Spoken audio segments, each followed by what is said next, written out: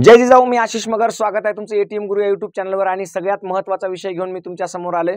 उद्या 29 जून रोजी मराठ्यांची महाबैठक होणार आहे आंतरवली सराटीमध्ये. पण तत्पूर्वी एक मी तुम्हाला महत्त्वाची गोष्ट सांगतोय. ती महत्त्वाची गोष्ट काय तर पहा, मराठ्यांचा आरक्षणाचा लढा संपणार, सगळं फिक्स झालंय. आता काय आहे तर कोणताही लढा उभारताना त्याच्या मागचा उद्देश खूप महत्त्वाचा असतो, त्याच्या मागचं ध्येय खूप महत्त्वाचं असतं. मराठा आरक्षणाचं लढ्याचं ध्येय काय तर मराठा समाजाला हक्काचं ओबीसीतून आरक्षण मिळावं. बघा, 1982 साली म्हणजे 1980 सालापासून हा लढा सुरू आहे. जवळजवळ 45 वर्ष झाली या लढ्याला.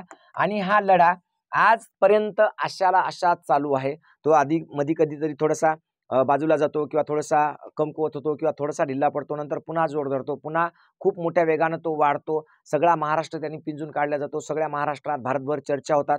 पण पुन्हा एकदा मराठ्यांच्या पदरी निराशाच पडते. मराठ्यांची लेकरं अक्षरशः पैसे नसल्यामुळे शिकू शकत नाहीत, फीस भरू शकत नाहीत. छोट्या छोट्या 1-1, 2-2, अर्ध्या मार्कावरून त्यांचे रिझल्ट जातात आणि पदरी निराशा येते. त्याच्यामध्ये मग मराठ्यांचे लेकरांचं अतोनात नुकसान, मग त्यांचं जीवन संपून घेणं किंवा त्यांच्या आईवडिलांचं स्वप्न भंगलं म्हणून ते आयुष्य संपून घेणं, अशा वेगवेगळ्या गोष्टी मागच्या 40-45 वर्षापासून सतत सुरू आहेत. आरक्षण मिळावं म्हणून वेगवेगळे नेते आले, त्यांनी खूप चांगल्या पद्धतीनं काम करण्याचा प्रयत्न केला. बऱ्याच लोकांनी आरक्षण मिळावं म्हणून स्वतःचं बलिदान दिलं, स्वतःचा जीव गमावला, वेगवेगळ्या घटना झाल्या. पण लढा अजूनपर्यंत संपलेला नाही, लढा अजून चालू आहे. पण मग मी आता अचानक असं का म्हणतो की मराठा आरक्षणाचा लढा संपणार किंवा सगळं फिक्स झालंय? तर बघा, लढा जो संपतो ना, कोणत्याही आरक्षणाचा असो किंवा कोणत्याही सामाजिक कारणासाठी असो, कोणत्याही अन्यायाविरुद्धचा लढा असो, लढा 2 प्रकारे संपला जातो. पहिला प्रकार कोण असतं तर सरकार असतं. सरकार काय करतं मित्रांनो, सरकार हे लढा संपवण्यासाठी एकतर धाकधडक करतं, लाठीचार्ज करतं, गोळीबार करतं, जे काही करता येईल ते करतं आणि लढा संपवतं. दुसरं महत्त्वाचं काय करतं तर लढ्यामधलं जे नेतृत्व असतं त्याला बदनाम करण्याचा प्रयत्न केला जातो. बदनाम नाही झालं तर ते विकत घेण्याचा प्रयत्न केला जातो, आणि विकतही नाही घेण्यात आलं तर मात्र लढा संपवणं सरकारच्या हातात राहत नाही. म्हणजे मराठा आरक्षणाचा सध्याचा जो लढा आहे, मनोज जरांगे पाटलांच्या नेतृत्वाखाली जो लढा चालू आहे, तो पहिली गोष्ट तर सरकार धाकधडक करून किंवा लाठीचार्ज करून, गोळीबार करून, असं काही करून सध्या तरी तो लढा दाबू शकत नाही, संपू शकत नाही. दुसरं कारण काय मग, एकतर नेतृत्वाची बदनामी करणं. नेतृत्वाची कितीही बदनामी केली तरी जरांगे पाटलांबद्दल एकही आरोप सत्य निघत नाही. त्यांच्या मागे SIT चौकशा लावा, काही त्याच्यातून निष्पन्न होत नाही. त्याच्यामुळे नेतृत्व बदनाम तर होऊ शकत नाही. प्रयत्न खूप चालू आहेत. प्रयत्न इतक्या मोठ्या पातळीवर चालू आहेत की जसं काय भारतामध्ये अंतर्गत एखादं काहीतरी कलह, युद्ध, संघर्ष चालू आहे. इतका मोठा प्रयत्न चालू आहे जरांगे पाटलाचं नेतृत्व संपवण्याचा, पण ते काही संपत नाही आणि त्याच्यावर कोणत्याही प्रकारचे आरोप किंवा कोणत्याही प्रकारचा डाग लागलेला नाही अजूनपर्यंत. तिसरं आहे नेतृत्व विकत घेणं. तर माझं अजूनपर्यंत तरी असं स्पष्ट मत आहे की जरांगे पाटलासारखं नेतृत्व या महाराष्ट्राला, या मराठ्यांनाच नाही तर सगळ्याच बहुजन समाजाला एवढं चांगलं नेतृत्व अजूनपर्यंत मिळालेलं नाही आणि इथून पुढच्या भविष्यात सुद्धा मिळणार नाही. इतकं निष्कलंक, प्रामाणिक आणि न विकल्या जाणारं नेतृत्व जगात दुसरं कोणतंही नाही. मग तुम्ही म्हणसाल सर लढा संपणार कसा आहे? तर लढा संपण्यासाठी तिसरं कारण आहे. हे दोन्ही कारण इथं फेल आहेत. तिसरं महत्त्वाचं कारण आहे ते म्हणजे स्वतः मराठा समाज. कोण आहे? मराठा समाज. या समाजानं जर ही पावलं वेळीच ओळखून घेतली नाही तर खूप मोठं नुकसान होणार आहे. पहा, मराठा समाज जर आता ताकदीनं जरांगे पाटलाच्या पाठीशी उभा नाही राहिला किंवा ज्या पद्धतीनं जरांगे पाटलाची ताकद आहे, सरकार त्यांच्यावर कारवाई का करू शकत नाही? त्यांच्या मागे हे समाजाची ताकद दिसते म्हणून सरकार त्यांच्यावर कारवाई करू शकत नाही.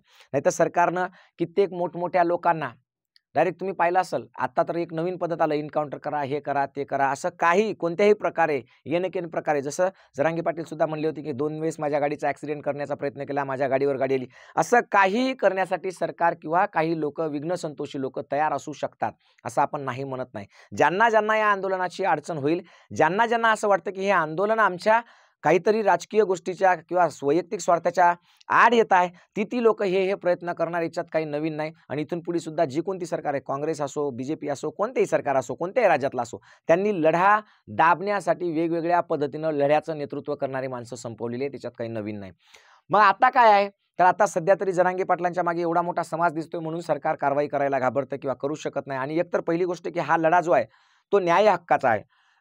म्हणजे हा लढा काही अन्यायकारक मागणी आहे का, अवास्तव मागणी आहे का? नाही, तर ही न्यायाची मागणी आहे म्हणून या लढ्याच्या पाठीशी लोक आहेत. पण आता हे शेवट आहे लढ्याचा. हा एक प्रकारे 29 ऑगस्टला जे आपण मुंबईला जाणार आहोत त्याच्यासाठी नेमकं काय करायचंय काय नाही, त्याच्यासाठी 29 जूनला एक महाबैठक ठरलेली आहे आणि या बैठकीत प्रत्येक गावातून समाजातले लोक गेले पाहिजे. 2, 4, 5, 10 लोक गेले पाहिजे. जर ते गेले नाही तर निश्चितपणे सरकारला असं वाटेल की समाज आता जरांगे पाटलांच्या पाठीशी नाही असं वाटेल आणि म्हणून लोकांनी जास्तीत जास्त मोठ्या संख्येनं जावं. तसं तर जरांगे पाटलाला फरक पडत नाही त्यांच्या पाठीशी कोण आहे कोण नाही. जरांगे पाटील कायम म्हणतात की मी कोणी सोबत आहे म्हणून लढत नाही, मी फक्त माझी मागणी योग्य आहे, माझी मागणी रास्त आहे आणि मला माझ्या समाजाला न्याय मिळवून द्यायचा म्हणून मी लढतो. मी एकटा असला तरी लढणार आणि मरेपर्यंत लढणार आणि शेवटच्या श्वासापर्यंत लढणार असं जरांगे पाटील वारंवार सांगतात. पण समाज म्हणून आपलं कर्तव्य काय, तर समाज म्हणून आपलं कर्तव्य आहे की या 29 जूनच्या म्हणजे उद्याच्या सभेला जास्तीत जास्त लोकांनी बैठकीला जावं. नुसतं जाऊच नाही तर त्याच्यानंतर 29 ऑगस्टसाठी जे काही ठरणार आहे ती प्रत्येक गोष्ट अंमलात आणली पाहिजे. जर उद्या समाज गेला नाही, समाज जर पाटलांच्या पाठीशी दिसला नाही तर निश्चितपणे तुम्हाला सांगतो हा लढा हे सरकार संपवल्याशिवाय राहणार नाही. जर समाज जरी ताकद मराठ्यांची दिसली नाही तर हा लढा नक्कीच संपला जाणार आहे. म्हणून हे दोन्ही कारण नसून हा लढा संपवण्यासाठी एकमेव कारण तुम्ही आम्ही असणार आहोत. म्हणून तुम्ही आम्ही या लढ्यात सर्वस्वानं उतरलं पाहिजे, सर्वस्व आपण या लढ्यासाठी अर्पण केलं पाहिजे, तरच आपण हा लढा पुढे नेऊ शकतो. मागच्या 45 वर्षापासून मराठा समाज जो अन्याय सहन करत आहे त्या अन्यायाला आपण वाचा फोडून देऊ शकतो. आज आपल्या समाजाची अशी कंडिशन आहे, दारिद्र्य, अशिक्षितपणा, बेरोजगारी, सगळ्या गोष्टी, नापिकी, आत्महत्या, ह्या सगळ्या गोष्टी आपल्या समाजामध्ये खूप मोठ्या प्रमाणात आहे. एवढंच नाही तर अंधश्रद्धा, देवभोळेपणा, सगळ्याच गोष्टी आपल्या समाजात आलेल्या आहेत. त्याच्यातून बाहेर पडायचं असेल तर आपल्याला चांगलं शिक्षण घ्यावं लागेल. चांगलं शिक्षण घ्यायचं असेल तर आपल्याला शिक्षण फ्री आणि मोफत मिळालं पाहिजे. आपल्याला चांगली नोकरी मिळाली पाहिजे, ती सुद्धा मोफत आणि सरकारी मिळाली पाहिजे. हे सगळं कशामुळे होईल तर हे फक्त आरक्षणामुळे होईल. केवळ राज्याच्या नाही तर केंद्राच्या सुद्धा आरक्षणातलं होईल आणि ते पण टिकणाऱ्या आरक्षणामुळे होईल. म्हणून टिकणारं आरक्षण आपल्याला ओबीसीतून मिळू शकतं. आणि सगळ्यात महत्त्वाचं म्हणजे आता जातीय जनगणना होणार आहे. जातीय जनगणना जर झाली तर कोणाच्या ताटातला आपल्याला लागणार नाही, काहीच नाही. ज्याची जेवढी जात किंवा ज्याची जेवढी संख्या त्याच्या निमपट त्याला द्या आणि सगळ्यांना आपापसामध्ये सुखानं, समृद्धीनं, गुण्यागोविंदानं वागू द्या, अशी एक आपली मागणी सरकारकडे असणार आहे. म्हणून माझी तुम्हाला सगळ्यांना कळकळीची विनंती आहे, तुम्ही काय करायचं ते करा. एक दिवस कसा काढायचं ते काढा, पण उद्या अंतरवाली सराठी गाठा. हे तुमच्यासाठी नाही तर तुमच्या पिढीसाठी आहे, तुमच्या भविष्याच्या लेकराबाळांसाठी आहे. म्हणून जे होईल ते होईल. एक दिवस कसाही ॲडजस्ट करा, कुठूनही पैशाना उसने काढा, पासने काढा, काय करायचं ते करा, पण उद्या अंतरवाली गाठा, एवढी तुम्हाला कळकळीची विनंती करतो. नाहीतर हा लढा संपणार हे फिक्स आहे. कारण जर सरकारला या जरांगे पाटलांच्या पाठीशी लोक दिसली नाही किंवा मराठा समाजामध्ये आरक्षणाविषयी तेवढी तीव्रता दिसली नाही किंवा मराठा समाजामध्ये जर तेवढी जनजागृती झाली नाही किंवा मराठा समाज जर रस्त्यावर दिसला नाही किंवा मराठा समाजामध्ये याची तीव्रता कमी वाटली तर सरकार 100% हा लढा फिक्स संपून टाकणार म्हणजे संपून टाकणार. म्हणून हा लढा संपवणं आता फक्त आणि फक्त मराठा समाजाच्या हातात आहे. हा लढा यशस्वी करून संपवायचा.